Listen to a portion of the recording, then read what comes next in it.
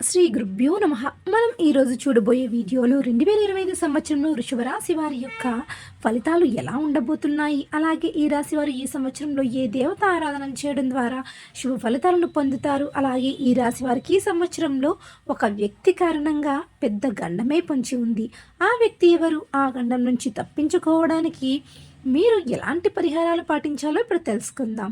కృత్తిక నక్షత్రం 2, 3, 4 పాదాల్లో జన్మించిన వారు, అలాగే రోహిణి నక్షత్రం 1, 2, 3, 4 పాదాల్లో జన్మించిన వారు, మరియు మృగశిర నక్షత్రం 1, 2 పాదాల్లో జన్మించిన వారు వృషభ రాశికి చెందుతారు. ఈ రాశి జ్యోతిష చక్రంలో 2వ రాశి. ఈ రాశి యొక్క అధిపతి శుక్రుడు. వృషభ రాశి వారికి ఈ సంవత్సరంలో వారి యొక్క గ్రహస్థితి అనుకూలంగా ఉన్న కారణంగా వీరికి ఆర్థిక పరంగా అభివృద్ధి ఎక్కువగా ఉంటుంది.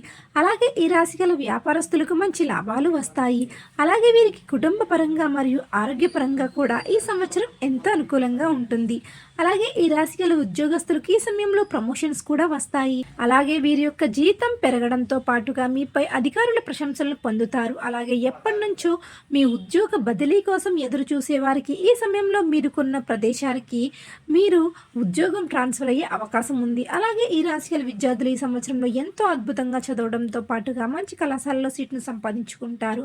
విదేశాలలో చదువుకోవాలనుకునే వారికి కూడా ఈ సంవత్సరంలో అద్భుతమైన అవకాశాలు వస్తాయి. అలాగే వృషభ రాశి వారికి ఈ సంవత్సరంలో ఒక స్త్రీ కారణంగా పెద్ద గండం పొంచి ఉంది. అందువల్ల మీరు ఈ సమయంలో కొత్త స్త్రీలతో పరిచయాలు పెంచుకోవడం అంత మంచిది కాదు.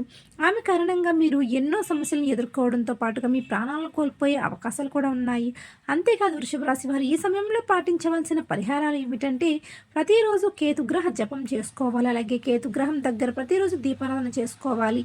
సోమవారం రోజున బ్రాహ్మణులకు వస్త్రాలను దానం చేస్తే మీకున్న దోషాలను తొలగిపోయి అద్భుతమైన ఫలితాలను పొందుతారు. సో ఫ్రెండ్స్, చూసారుగా మరి ఇలాంటి మరిన్ని ఆధ్యాత్మిక విషయాల కోసం మన ఛానల్ని సబ్స్క్రైబ్ చేసుకుని చూస్తూ ఉండండి. Thanks for watching.